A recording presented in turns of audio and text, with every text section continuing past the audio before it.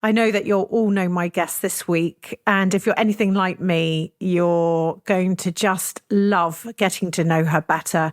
Nadia Hussein is a woman that we have adored for so many years after she won the British Bake Off. And it's been such a fantastic hour because Nadia's story it just reminds you that we've got to stop listening to our inner voices. And we've got to trust our gut. And we've got to never say we can't do something. You'll hear Nadia speaking the words, "You can and you will." A moment in time for her that has meant so much, been allowing her to battle the demons around her and allowing the light to shine. And I don't know where she's going to end up, but my goodness, this is a powerhouse of a woman. So prepare to be inspired. Bow your head and let your eyelids close on down. Where we're going, you won't need to bring your frown. I'm Holly Tucker, and welcome to Conversations of Inspiration. Back in 2006, I founded Not on the High Street from my kitchen table, and since then, I've gone on to launch Holly & Co. I'm the UK ambassador of creative small businesses, and I believe that having a business doing what you love is the key to a happy, fulfilled life. My dream is to help everybody start theirs. I'm here to offer advice, inspiration, wisdom, and encouragement. And in my view, the best way to do this is by sharing stories. So I've reached out to my favourite small businesses, entrepreneurs, and those who simply inspire me and asked them to share theirs. With thanks to Dell Technologies, who've helped bring this free podcast to life. Here are my conversations of inspiration. Hi, Nadia. It is such a pleasure to meet you today. You are one of the greatest national treasures. I'm sure loads of people have introduced you like this. So welcome to Conversations of Inspiration. Thank you. Thank you so much for having me. I always find it really odd when people ask me to do stuff like this because I'm like, really, I haven't got any. I mean, my teenagers, they don't listen to me. So I've got nothing to say. To them, all I get is eye rolls. So really, I haven't got anything interesting to say. So to be asked to do something like this makes me feel really good. I'm like, what? Somebody actually wants to listen to me.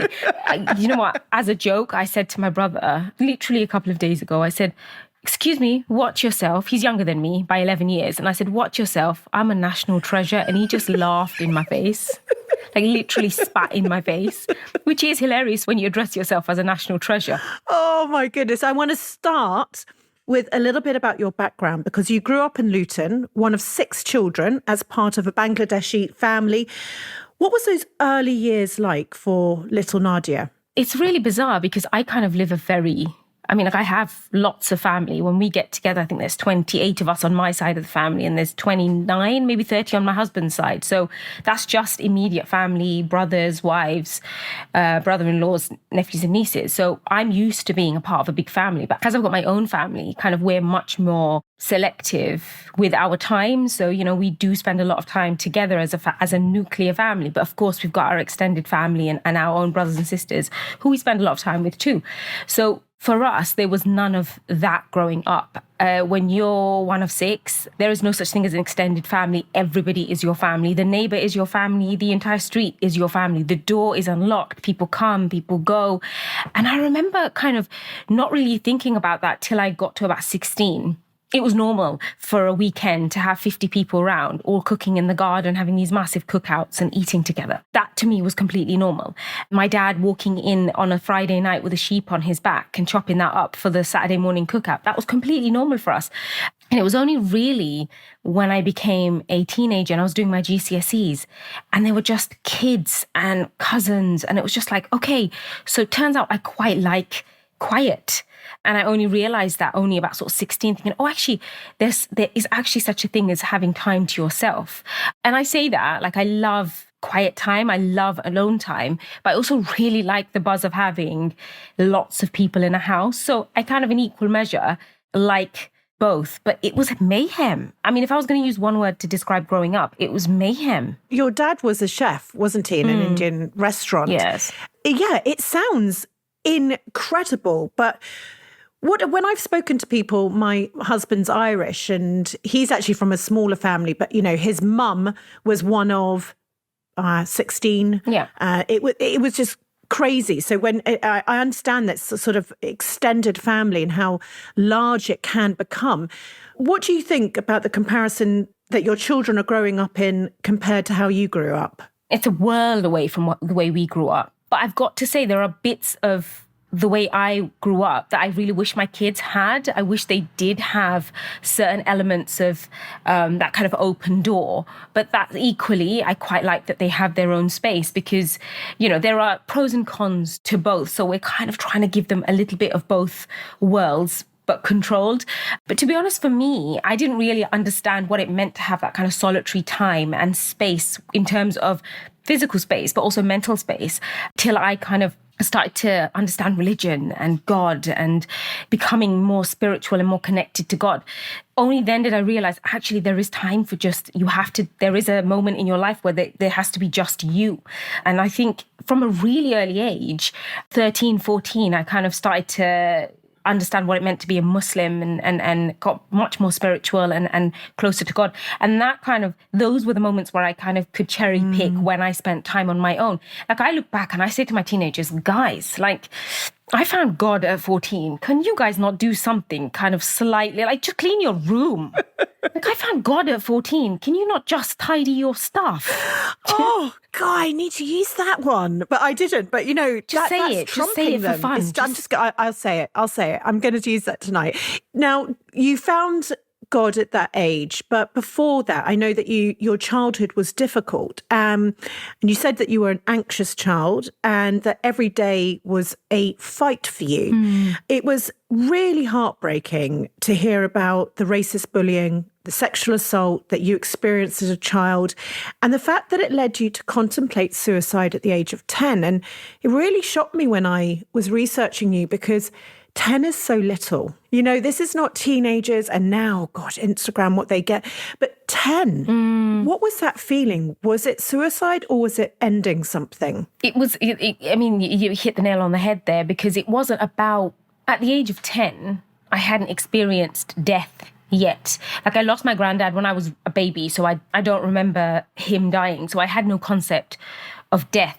And of course, there was kind of things like, even at this point, even post-sexual abuse, I hadn't actually known till I was sort of 13, 14 what had happened to me because I had no concept of sex. I had no idea. No, I didn't know what it was. So I didn't know what happened to me till I was in my biology class and I was being taught, I was in my sex education class and I was like, oh my goodness, that's what happened to me. And that was like a light bulb moment for me where I'd realized what had happened. For me, that constant stream of bullying from the age of 3, 4, as I remember as a kid, I was 4 years old in nursery and the teacher said to me, you can't have cake. She was passing out cake to all the kids because it was somebody's birthday. And she stopped at me and she said, you can't have cake, you're fat. And she moved on to the next kid and the next kid and the next kid. And like, you would not hear that. Today, you wouldn't hear that. No. You would get sacked for saying something like that.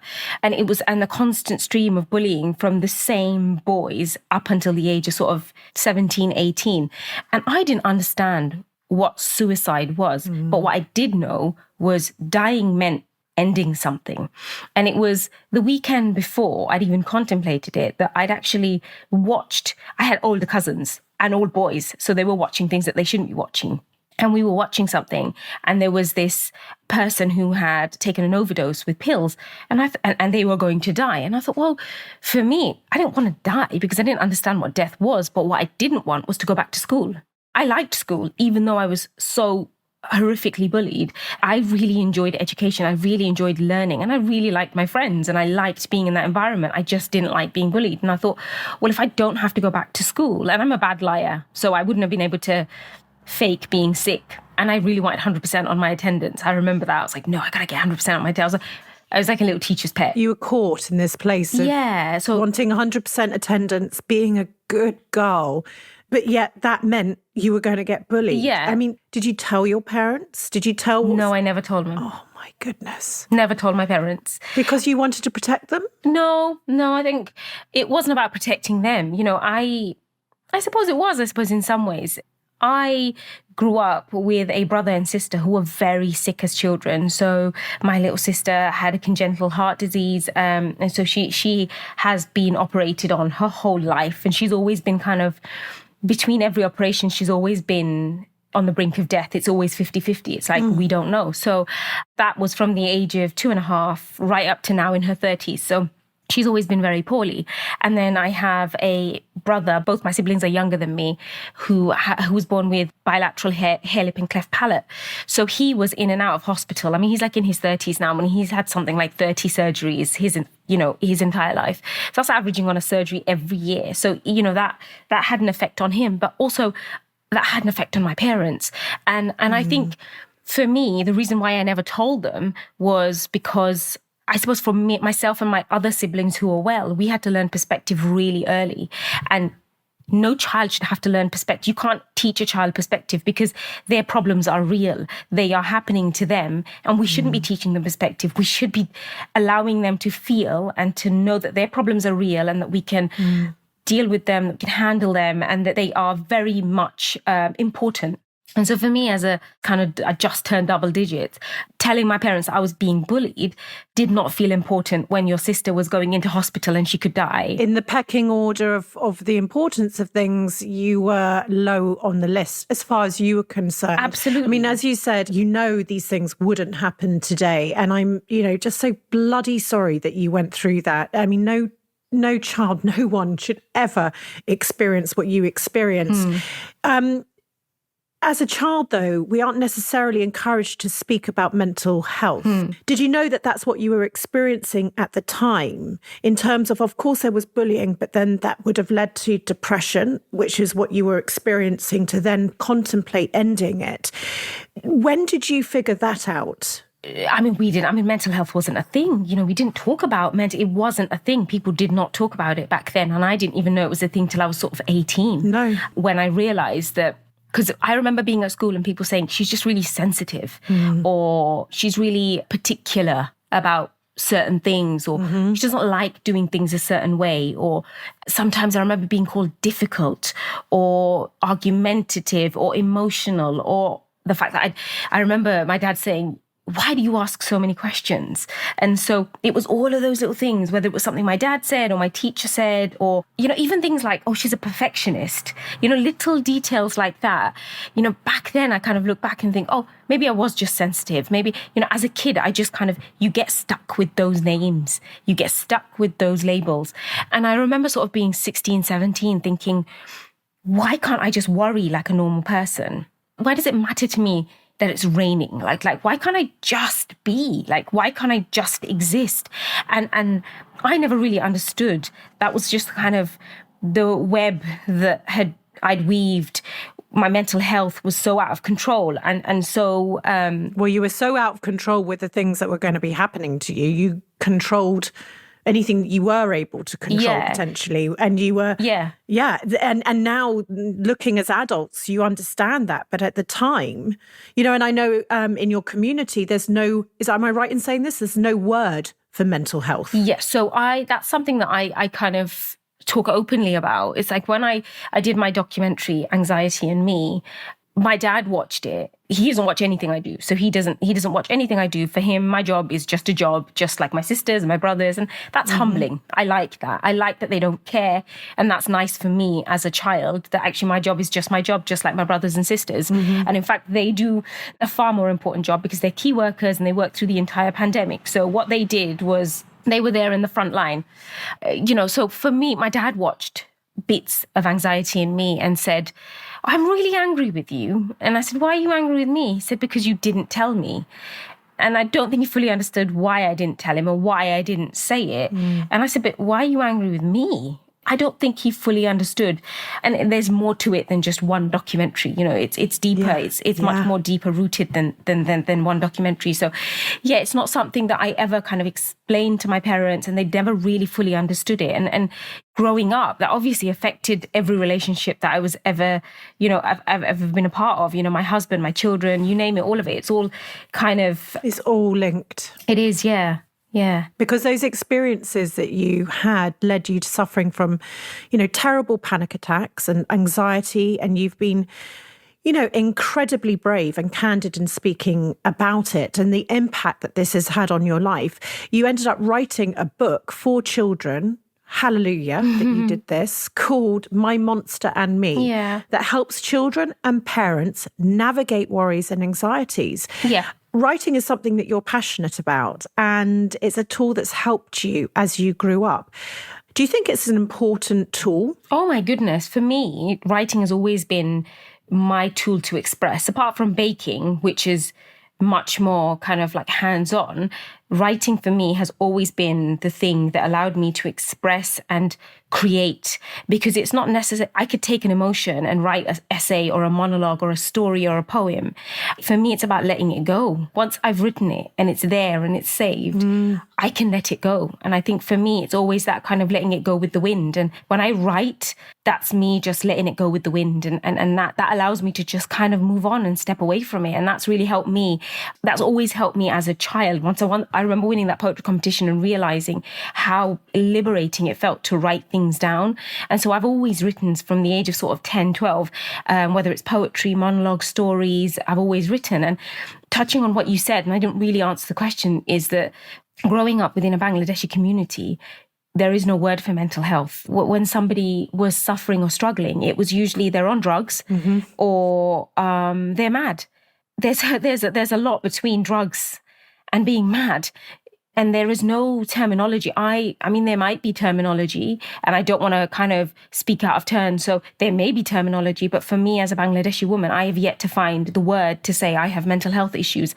And it is very much swept under the carpet. It's something people don't want to acknowledge or talk about. So I'm really open about keeping that dialogue open, and they're constantly talking about it. What an important job. Yeah, and although my parents don't really understand what it means, I do try my hardest to kind of explain it to them.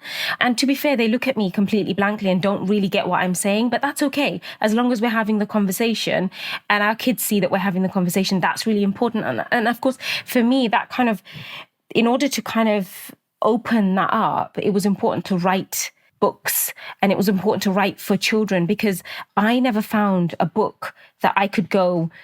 I never went, when you go to the library and you've got that little section of kind of like family matters, it's called like family matters. You've got things like divorce and sexuality and death and bereavement and that kind of stuff. Well, there was nothing on mental health. And I said, right, well, this is the book that I'm going to write. And, I went back to how I felt as a 7, 8-year-old and what having anxiety felt like for me. I've always called my anxiety my monster. And so I kind of went back to kind of my younger self and said, what book would you like to read? What book would explain to you what your mental health felt like? And honestly, it's one of my biggest, most proudest achievements was writing that book, because I know it's helped so many people, and not just children, like grown-ups. I feel emotional. I feel emotional not only because what you do, but I'm sort of sitting here listening to you and I'm thinking, what extraordinary lives that we have, that you got to right some wrongs in terms of you got to have a life that allowed you to write a book for children and pass on your deepest childhood dreams of how you wish someone had maybe spoken to you or and you've given it to other children. Yeah. And I just had one of those moments where I just thought, my goodness, and we're going to talk on about all your successes, but yeah, thank you for, being you.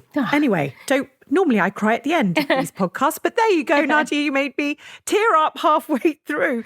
I'm sorry. I have a weird way of doing that. Like I constantly make people cry. Yeah, you do. I'm sorry. Let's try not only do two. Okay, just two moments, Holly, in this. Yeah, I've done one's at the end. These experiences that you've had in terms of going through sort of a world of anxiety must have taught you some real lessons and, some powerful life lessons, I suppose, because I read that you said this time last year you were having panic attacks every other week. Yeah. And that your last panic attack was actually at Christmas. And this is the longest you've ever been without a panic attack. What do you think has happened? And is there anything you could share with those that are listening? Oh gosh, to think this has been 36 years of for me, 36 years later, it's progress. And I'd love to say that there's this, all of us, anyone who suffers with anxiety, we'd love to say there's this switch that just happens. And the truth is, I think I'll forever live in fear that it'll be there and it'll kind of consume me. But that is part of the reason why I feel so much better in myself, is that I've just accepted that could happen again. And if it does, I've accepted that it won't kill me. Like, that's not going to be the thing. Because when you have a panic attack, you do feel like you're dying. And for anyone who's never had one before, might think that's completely extreme and it can't possibly. But for anyone who's had a panic attack, they will know it feels like you are literally on death's door. You can't breathe, your world spins, you have no control over your body. And it feels like death. And it feels like that's it. I can't breathe, my chest is tight, my airways are clogging up. You do feel like you're going to have a heart attack. And for anyone who's experienced that will know that I'm not being extreme. It is the way it feels. And part of the reason why I think I feel better is that I've recognized that rather than trying to fight the panic attack, the anxiety, I just allow it, because it is a natural part of my everyday existence. Is that if I'm meant to have an anxiety attack, if it's meant to happen, then it will. And weirdly, there's something about willing it to come on. It's like, okay, listen, if you're going to happen, just happen. And it's so weird, because now when I say that, and isn't it bizarre? Because I feel like I am talking to a monster. When I tell the monster, like, okay, listen, you want to do this? You want to come in my face and you want to destroy my day? Go right ahead. And it's weird, because once you give it permission, it's like it doesn't want it anymore. Wow. It's so bizarre. Facing up to it. Yeah. And that has helped me. Before I used to live in fear of, oh my goodness, I can't possibly speak publicly or go to town today or go out today, because what if I have a panic attack? What if it happens? And it's so bizarre, because in that moment when you say, you know what, actually, so what if I have a panic attack in public? So what if I fall apart a little bit in front of people? So what? Taking that control back has stopped it happening. And it's about control. And I think, the more I kind of tell my monster, go on, do your best, it hides. And I think that has really helped me in controlling it, but also accepting the fact that this is kind of how I feel. Because as an overthinker, the only way I think is overthinking. I don't know how to think any other way. In being an overthinker, I'm an oversharer, and I, overlove and I overgive. And I've kind of come to accept that that's just who I am. And that makes having anxiety a lot easier. My goodness, I think that's going to help so many people. Let's go on to another area of your life. You had an arranged marriage. And am I right in saying that you only met your husband twice before getting married? You relocated to Leeds, away from your family and everything that was familiar to you. You were only 20 at the time. And I know that very happily, you're actually madly in love with your husband and you have 3 gorgeous children. But at the time, everything must have felt so different and unknown. Yeah. What was the experience like? Do you know what it is? I'm quite impulsive and I'm kind of all or nothing. I don't do things in halves. It's like, I really like that thing. I'm just going to, I'm quite impulsive. My marriage was very much like that. It was just kind of, I wasn't able to go to university. So I'd got into university and my parents were like, absolutely no way you're going to university. And so I had to then kind of backtrack and replan my life. I'd done really well at school. I was very academic, really well in school, really well at college. The plan was always to go to university. When my parents said, no, you're not going to university, I said, right, okay, well, what's the plan then? So I got 3 jobs. I worked really hard. And then the next step was, okay, well, just like I remember my dad saying, you're nearly 20, you're getting old, you need to get married. Oh, gosh. So I was like, okay, yeah, fine, whatever. And then so I was like, okay, so we had this kind of semi-arranged marriage where I'd spoken to my husband but never met him. And we met him the first day was when we kind of got engaged, was the first day that we'd actually ever met each other. And we'd spoken at length over 6 months, but we'd never actually physically been in a room together. It was amazing because he had a beautiful face and a gorgeous ass. So that was great. Thank God. Yeah. And I mean, when you're 20, what are you looking for apart from a gorgeous ass and a beautiful face, right? Yeah. That's it. Tick. Tick, tick. Great. Let's walk down the aisle now. Tick, tick. And I was like, yeah, well, isn't that what all 20-year-olds are looking for? And so it worked for me. I asked all the necessary questions, like, you had a good job and like 10-year forecast, blah, blah, blah. And we were like, oh, yeah. And because my dad just said, no, like he was like, oh, he's really good looking, And I said, yeah. And my dad's like, yeah, but what if he doesn't stay with you? And I was like, why wouldn't he stay with me? Because there was this kind of notion that because I had brown skin and it, that's something, there's a lot of colorism within our community. So my dad was like, right. Yeah, but he's like, this is like this could be a whole other podcast, can I just say? And we could talk about this at length. And so we got married, and the first day I met him, I saw him for about 6 minutes and we got engaged. And the day we got married, I think I sat with him for all of about 5 minutes alone for the first time. And then he was gone. We were shipped off to Bangladesh and we had this big wedding with like 3,000 people at our wedding. We didn't know anyone apart from our own family. And that was it. And then we got married and I moved to Leeds. And like I said, I don't do things by halves. I kind of go all in. And I didn't know him that well. Moved to Leeds. And yeah, it was all a little bit, as somebody who suffers with anxiety, I really didn't help myself. I was going to say, you know, maybe it's like the unknown was not good for you and you jumped fully into this. But thank goodness you did, because a marriage made in heaven. Absolutely. He learned that you loved to bake. And I love this. He learned that you loved to bake, and you learned that he loved to eat cake. I mean, that's just like, that's like a greetings card, isn't it? You could have a best-selling Valentine's. I'm always thinking product because I'm not on the high street. But, you could definitely have a whole range there, because he recognized that you were unfulfilled and actually said to you, I feel as though your wings have been clipped and I'm not comfortable with that. Yeah. And how wonderful, because your husband then encouraged you to enter the Great British Bake Off. Yeah. Your diamond was there, just beneath the surface. We always talk at Holly & Co about a diamond inside of ourselves and how we maybe spend a life trying to find it, and people can shine it and you can work on it. Yeah. And that set you off on a new path. And I couldn't believe that, not only was first time on TV, but it was first time in a taxi, first time in a train alone, first time without your husband and children. Yeah.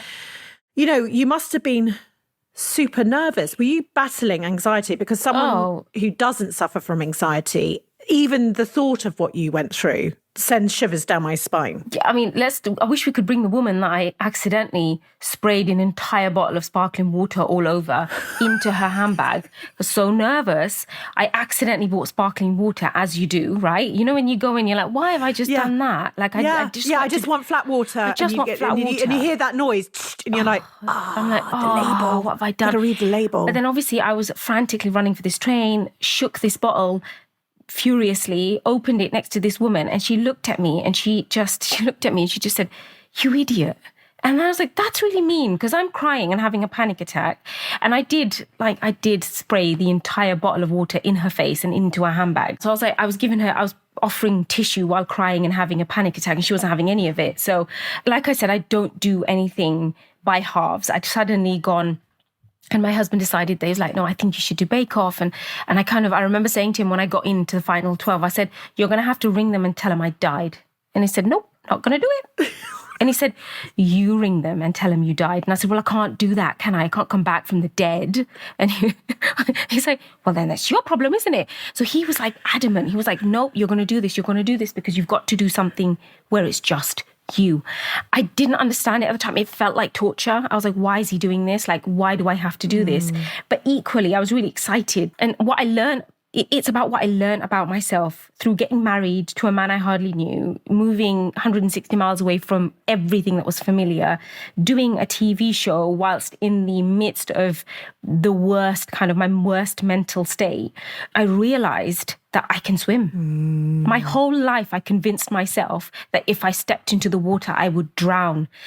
I found out that I can swim. I can tread water, I can swim, I can fast, I can swim slow, I can paddle, I can dip my toe, I can do all of those things. And that's what I learned about myself, was that actually I'm not going to drown. For me, it was about being on the other side of fear. For me, I had to do those things. I had to be pushed in order. He had to push me and I had to push myself in order to realize that the water isn't that scary. And so it was something that I have to constantly remind myself in those moments where I fear doing something that scares me witless. I tell myself, remember you swam. Do you remember you dipped your toe? Do you remember you treaded water? You have to remind yourself of that. And so for me, it was reminding myself, I have to remind myself every single day that you jumped and you didn't drown. And that's really important. Just going to compose myself. Oh, I'm sorry. What a lovely thing to think. I'm wondering if anyone listening might take those words and think about what we all say to ourselves on the inside and actually what's true. And normally what we think is opposite to what's true. And I just love this thought of knowing that you could swim. Were you nervous being a Muslim woman in a headscarf, thinking about people looking at you, thinking, can you bake? I mean, at the best of times, we're all screaming at the TV, aren't we? Yeah. Whether it's Dragon's Den, Bake Off, you know, all sitting on our sofas, not able to bake, not able to build a business, but somehow we can all be very, very vocal on the sofa. Was that something that concerned you? I've spent my whole life walking into a room and being completely different. I've spent my entire life, whether that's job interviews, high schools, jobs, university, you name it. I was used to being the only person like me in a room. For me, that wasn't unfamiliar. That kind of scary feeling of being the only person like me wasn't a feeling that I hadn't felt before. So, you know what? It wasn't alien to me. It was kind of normal to walk into a room and be the only Muslim woman, to be the only brown person in a room. So it wasn't unfamiliar. But really, it was the moment when our names were announced. There was a Daily Mail article with everybody's kind of faces, like our mugshots, and then our what we did. And mine said housewife, which was absolutely correct. And that's what I was. I was a housewife.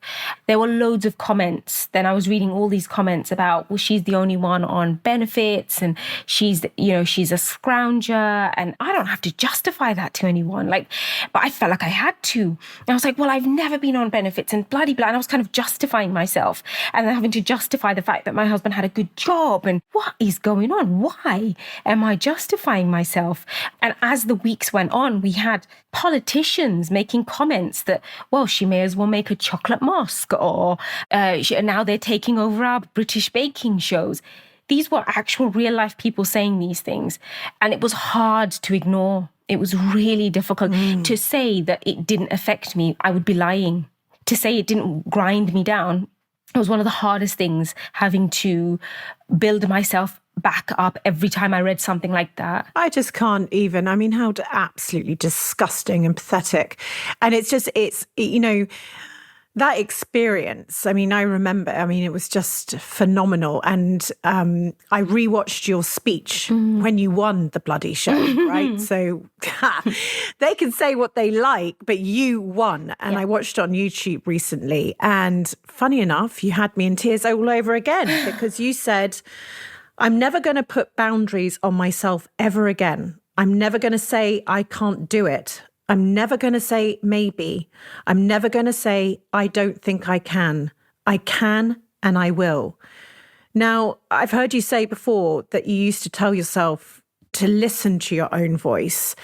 Is this where the speech came from? Because I remember how emotional you were at that time. And of course, because for everyone that didn't realise what you've been going through, from the anxiety to the trolls, to be there winning was a good moment. But it must have been just so full of mixed feelings for you. Yeah, lots of people kind of say to me when they hear that, they say, did you have that prepared? Did you know you were going to win? Firstly, no, I am not Beyonce. I did not have a speech prepared. No. And two, I absolutely know. I did not know I was going to win. No way. I mean, even when I won, I handed the trophy back to Paul and I said, are you sure you haven't made a mistake? Do you want to do that again? Now that I've worked in telly, I know that they are never going to do that again. They're like, they've done it. We're wrapped.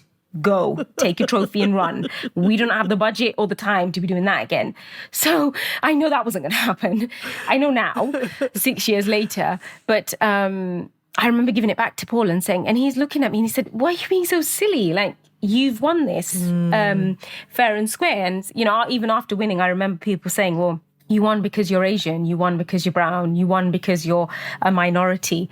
And you know what? 6 years later, I can proudly say I won because I was good. Yes. It's taken me a long time to get there because so often I tell myself, oh, you're so lucky to have this career. And I am to an extent. But I'm also really good at what I do. And as women, as a member of the, of the BAME community, especially as women, we're so good at kind of diverting what we're good at and saying, no. And not, even when like somebody says, where did you get that from? That looks really nice. And we have to give them the price and the sale. I spent, I got this from the sale rack. Why do we do that? I don't know. Why don't we just say thank you? I just was talking to my co-founder yesterday and I said, you look, that's a lovely dress. Yeah, got it on eBay. Yeah, why? Okay. Didn't ask where you got it. Just saying you look pretty gorgeous. Look gorgeous. What is that? We're working with our partners at Dell Technologies to empower small businesses across the UK with the tools and knowledge they need to thrive. Every week, we bring you the Small Business Pharmacy Live to help you navigate your business journey, covering a huge range of topics. Here I am talking to our resident business coach, Kate, about how we can overcome the feeling of fear rather than allowing it to stop us from reaching our potential.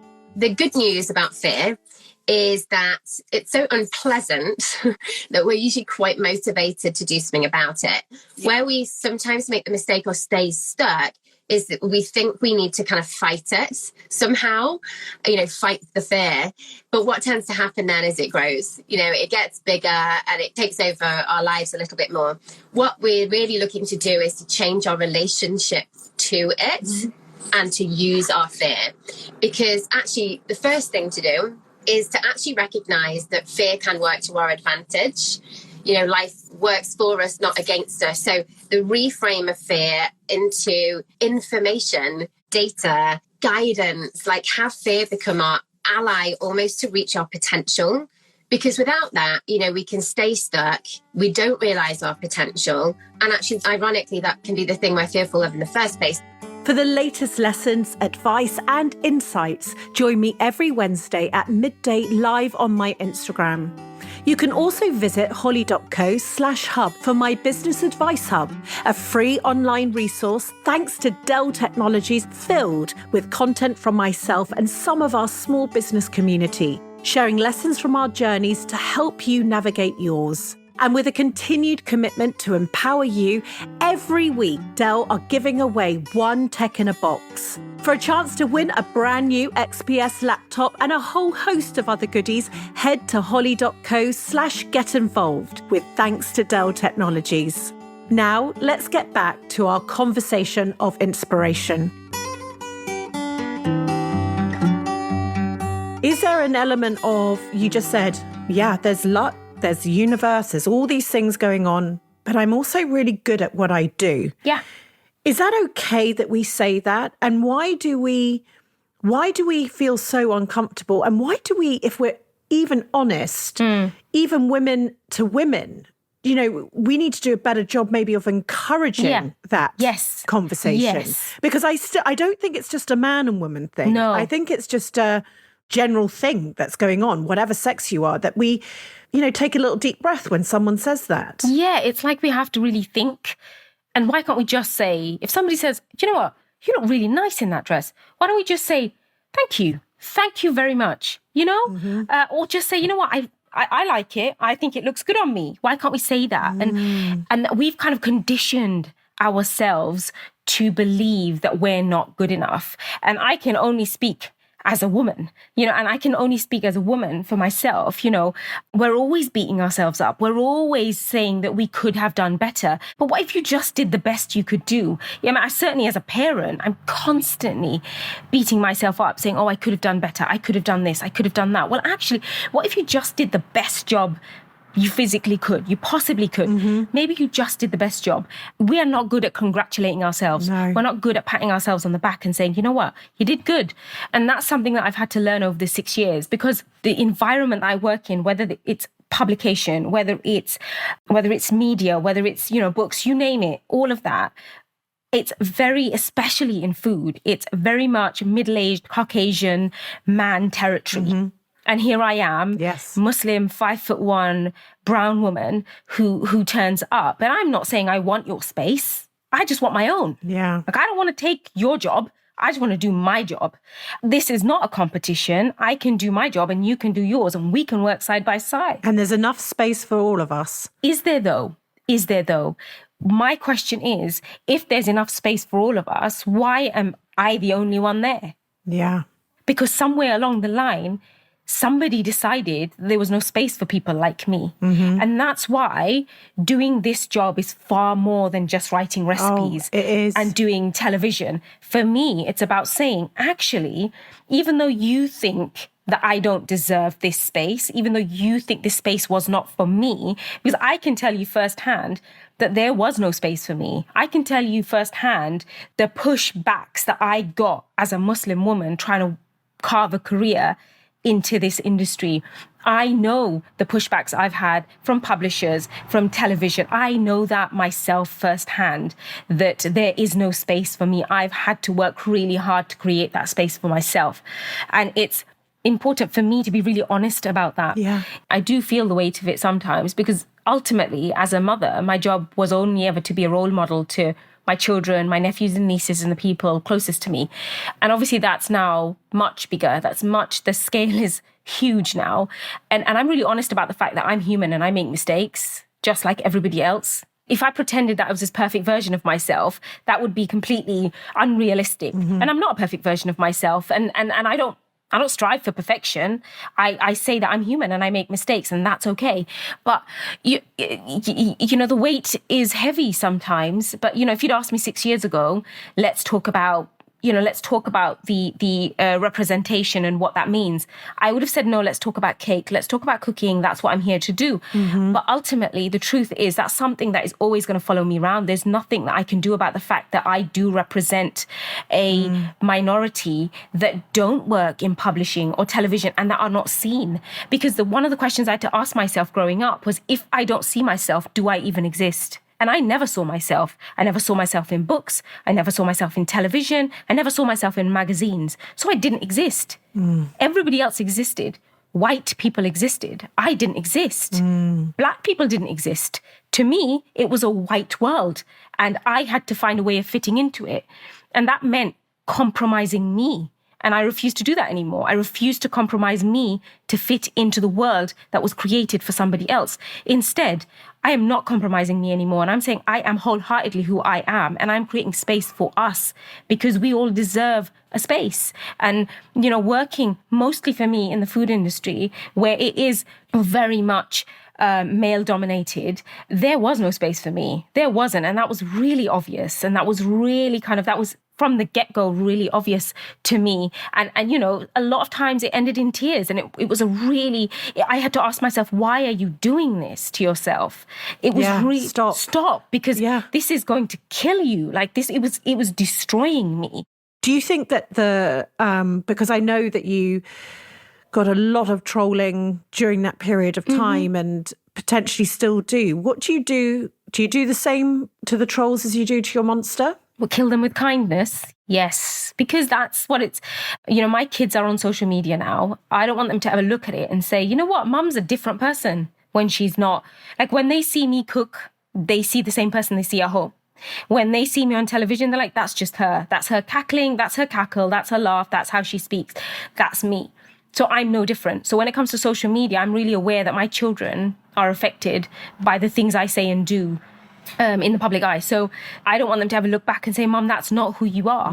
Sometimes I don't give them breathing space. Sometimes I hear these negative comments and I say to myself, actually, I don't have time for this. And sometimes I do answer because I feel like they need to know that, you know, I'm not voiceless. I'm not voiceless and I'm not a punching bag. And you can't just throw punches because you need to throw punches because you have something wrong with you or you have issues. I am not a punching bag. So I will give as good as I get, but it's always with kindness because I'm not that person and I'm not willing to stoop to their level. And like I said, you know, in an ideal world, they'd love for me to just kind of like hide away and just never come back again. But it's just not going to happen. It's just not going to happen. Tell me, would you ever consider entering the world of politics? Because you seem to have done more for British Muslim women and multicultural relationships than any politician's done. Would I ever consider it? I get asked this question quite a lot, which I find really surprising. I find it really surprising because I get asked quite often, would you enter the world of politics?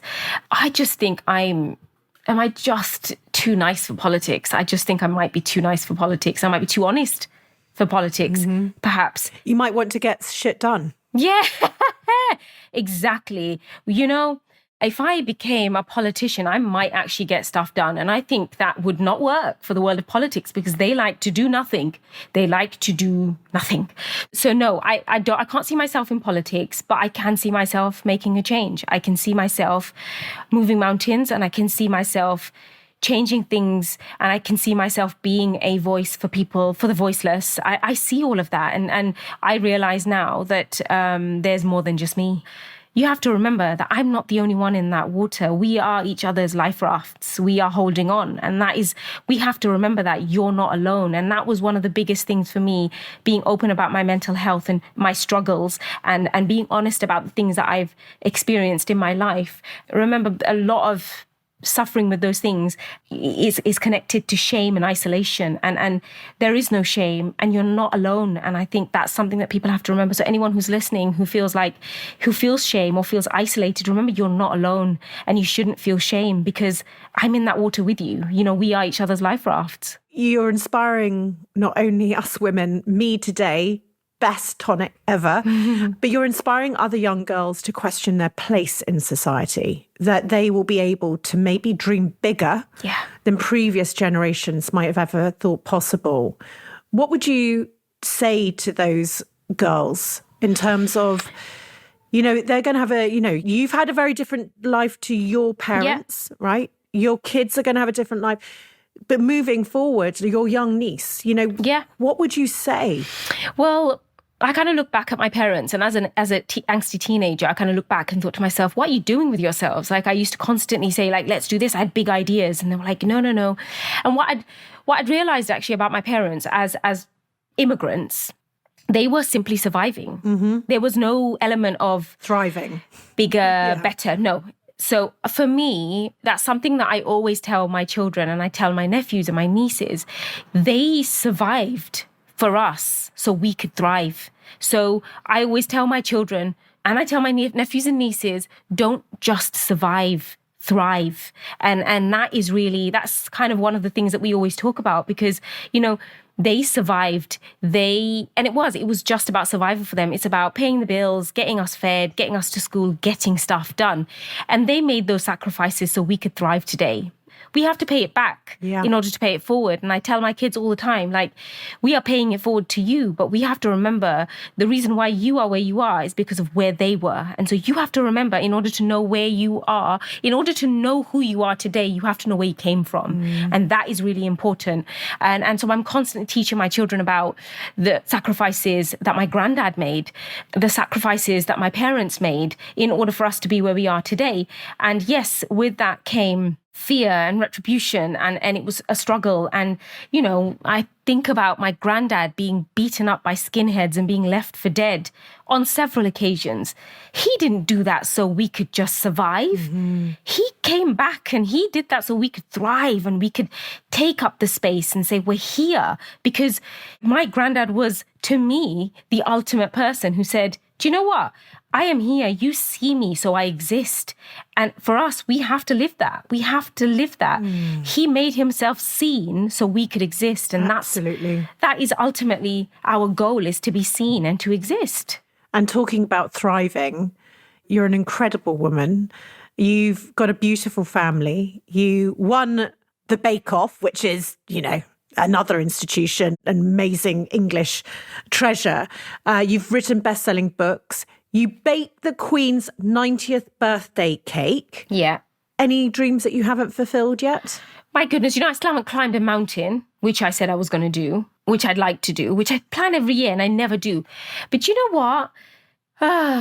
Apart from, I'm 3 years away from 40, and I would like to buy a Vespa and get my bike license. That's it. For me, I want a sage-coloured Vespa That's what I've decided. And my husband's like, wow, that's midlife crisis. I said, I don't care. Call it what you want. I want a Vespa and I want my bike license. That's what I want to do. And I want to deliver cake. Like, I want to deliver cake to unsuspecting people in my Vespa. Oh. And that's what I want to do. But, ultimately the dream. I'll tell you a story. Abdal and I were at this event, and it was like an awards event, and Mary Berry flagged him down, and she said, and what I love about her is she always remembers him. She always remembers Abdal. Like, she remembers me, but how does she know his face? Like, how does she remember his face? It's the face and bottom, yes, isn't it is. She spotted it. The bottom, that's what it was. And so she flagged him down, and they spoke for ages. They were having a good old natter. And she said, I don't have all this social media stuff, and I don't do all of that, but I do follow Nadia, and I do make sure she's okay. And I hope that she does this for as long as I've done it. And for me, if that's not a blessing, I don't know what is. The truth is, I want to be doing this for as long as Mary has done it. And I want to do it for as long as possible. Not just because I absolutely love my job, but also because it is about creating that space and saying, come on, let's do this. It's a revolution. Let's create that space for each other. Because I'm not the kind of person who wants to kind of tread on people on my way up. I want to hold your hand and take you with me. And that's what's really important. And I've met so many wonderful people in my last 6 or 7 years. And it's about saying, come on, let's do this together. Let's thrive and let's hold each other's hands and let's climb together. It's not about climbing the mountain on my own because it's lonely at the top. We want to go up there and celebrate together, and that's really important. Do what you're doing on your Sage Vespa. Delivering cake. I love that. You be my first Holly. I'll deliver some cake to you on my Vespa. Stop it. Don't say things like that. Don't say things like that. Also, my husband's just, he might have had a midlife crisis, but that's okay because he's 60. And he just went to go and get his bike license. 1 year waiting list. Just wanted to let you know that because of the pandemic, it's a year's waiting list. So you might need to just pre-plan, put it in now. Thank you, Holly. Yeah, Thank you. Just wanted to give you that little tip. I'll just buy the Vespa first. Yeah, just do that anyway. Do you know what I mean? Like, just have it in the living room. Just polish it just for 3 tell years. everybody. Just polish it for 3 years. The kids will be like, you're going to be naughty? Polish my Vespa. Tell me, as someone I adore headscarves, I couldn't not ask you about your 150. Am I right in saying this? Headscarves? Yeah, something like that. Yeah. You buy them everywhere? Yeah, I just kind of love them. You're like a magpie? Yeah. And your husband, has he said it denotes what mood you're in? If I'm like in all black, it's probably really a busy day. And today it's kind of an all black situation because I've got lots to do. But sometimes when I'm feeling right, I'm feeling a bit fruity. I'm like, oh, let's go for a pink. And I love the color block. And and I just love bright pops of colour, just because I just think it just lifts the mood. It just makes it. I have the luxury of wearing lots of different coloured scarves on my head because it's like, and it feels to me like it's like changing your hair colour every single day, and I get to do that. Like, that's kind of cool. I don't have to have the hair. That is so cool. Yeah, I don't have to have the same hair colour every day. I just kind of change it up. So yeah, I love a big, bright, bold colour. So yeah, and lots of prints. I love prints. I definitely could talk to you all day, and you've just, as you say, you've had me in tears, God knows how many times so far. But it's just been a real honour, and you truly are pretty remarkable. I come towards the end of my podcast where I ask about those listening are either they have dreams, they might build their dreams, they might be running their dreams, they might have been doing it for a long time. And we know that when we're building our own destiny, it's not easy. And so I liken it to a roller coaster. And I'd like to ask you today, on your roller coaster, what would you say has been one of your biggest lows? Oh my goodness.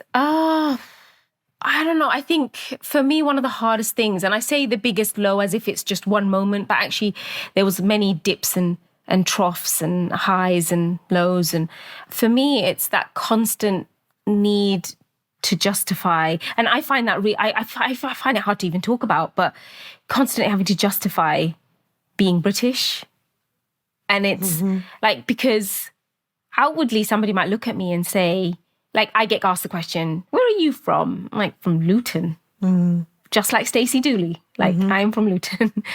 And that constant need to justify myself. And you know what it is? I've spent my whole life justifying my existence.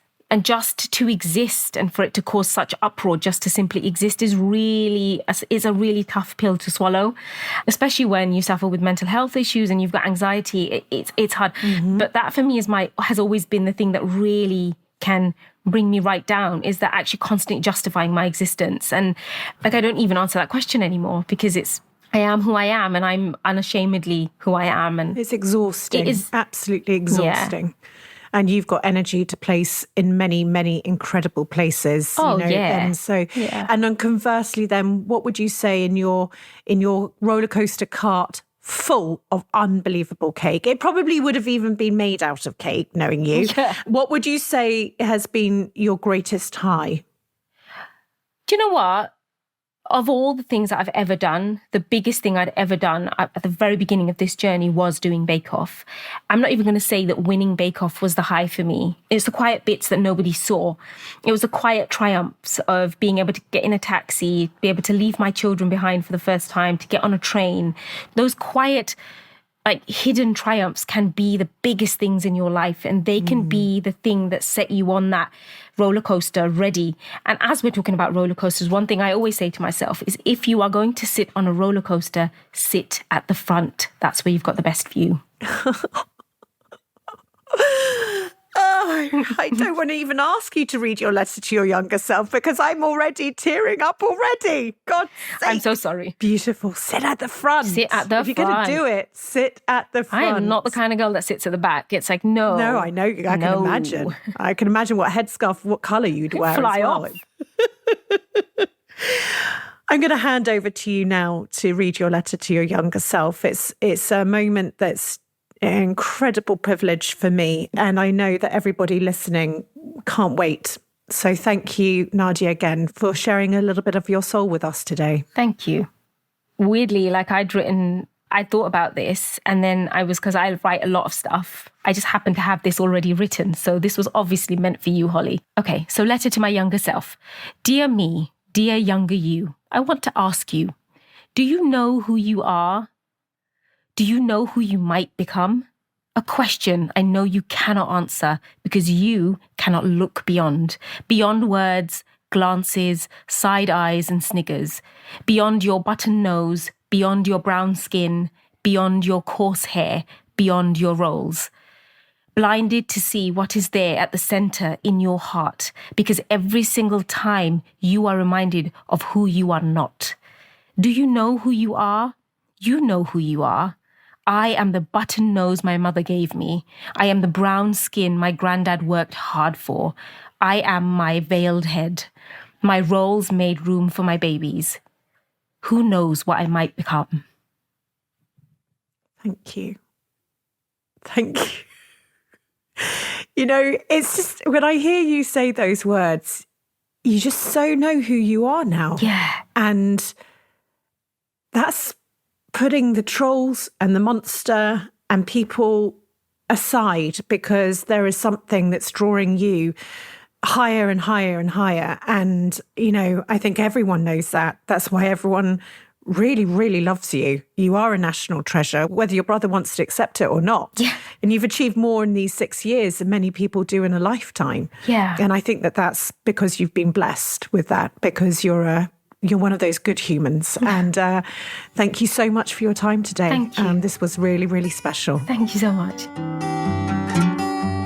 Before you go, don't forget to head to holly.co to be in with a chance of winning a brand new Dell Technologies XPS laptop and a whole host of other goodies. And if you've enjoyed this episode, if it's helped you along your journey or inspired you, would you mind rating and reviewing? Your support means the world to me. It really does spread the word and will help inspire even more people to build a life they love. And if you want to hear all our latest news, you can sign up to my weekly newsletter, Holly's Desk Notes, over at holly.co.